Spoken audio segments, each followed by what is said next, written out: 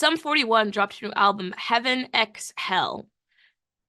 We did not talk to Sum No, 41. we sure as shit didn't. But that's No, okay.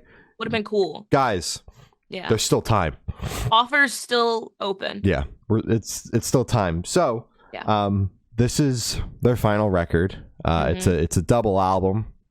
Heaven being the first part, Hell being the second part. Heaven is the pop punk sound that you know and love the band for, although they've always teetered on a line of pop punk and metal influence. You know, pop punk, the sound that you know and love them for, and then Hell is the metal inspired sound that they've always teetered that line on. You know, I think that a double album is always a ballsy move for a band, always like a big statement, but it's a big deal. Yeah. What a statement to be like, not only is this our last record, this is a double album, because there's a lot weighing on you then, because you got to make, now you just doubled the amount of work for yourself of absolute bangers you have to write, because this is your final record. You can't There's drop a nothing sticker else after this. Yeah. like you there is no redemption arc. You can't be well, I mean, you could just say, oh, you know, yeah, we got back together. Yeah, give it a couple of years, get back together, write a really good record. But to just be like, this is it, like this is the final thing, this is end it here, and it also be a double album, ballsy move for sure. But I think they did an outstanding job. There are 20 songs on this album, and there are a whole lot of bangers on here. So, you know, Heaven is like, when I think of Sum 41, I think of the 10 songs that are on Heaven. I learned reading a little bit about the record that they have always teetered on that line of pop punk and metal.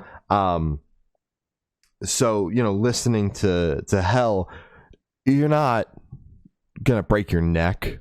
Like it's definitely metal inspired riffs, but it's not like there's definitely a sonic shift, but it is definitely feels like a pop punk band writing metal music, metal influence music. Yes, it's not incredibly heavy, but it is a cool shift, and they also obviously do that well. They're a solid band, although I haven't spent a shitload of time with their music.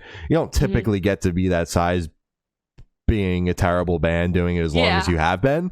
So I had high hopes going into this. I really liked Off Heaven, Landmines, and Off Hell, I Don't Need Anyone. But overall, I think it's a solid record.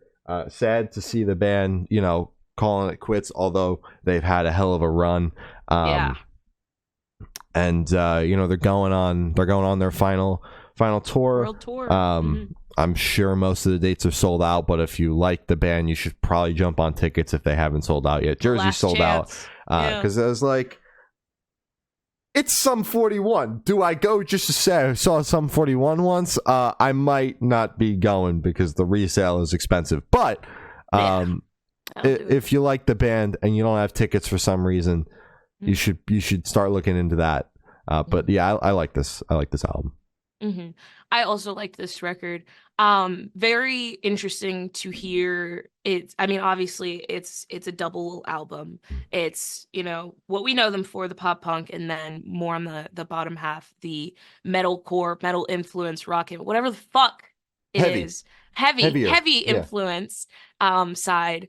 I think it's great. As one of my favorite songs from Sum 41 is Out for Blood off their last record.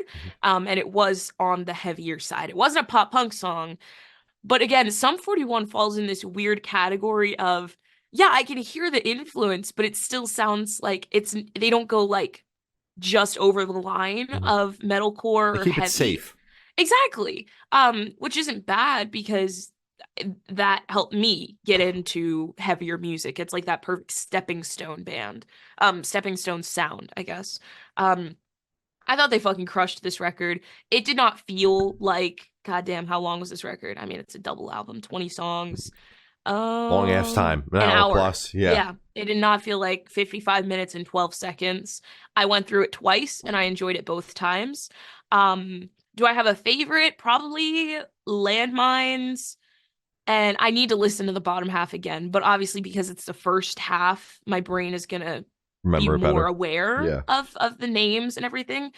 But honestly, if you didn't tell me that it was supposed to be lighter on one end and heavier on the other end, I probably wouldn't have picked it up too much. I Mhm. mean, there is a little bit of a shift that you can kind of hear, Yeah. but it's still very incredibly cohesive. Mhm. It's not like a super drastic shift where it's like, whoa, what the fuck happened? You know, is this still Sum 41? Yeah. But I think it's great. I loved it a lot. Oh. Yeah.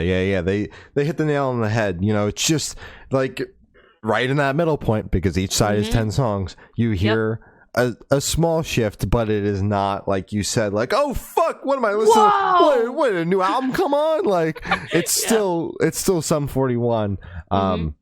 But yeah, they hit this one out of the park. I hated saying that Landmines is my favorite, but there is a reason why that song was the lead single off the record. It is incredibly catchy.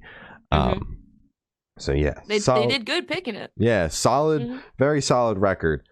Sad to see them go, but I don't think, you know, it might be the end for Sum 41, but I don't think it's the end for some of the band members. I could see them all going to do separate things, whether it be touring or studio stuff.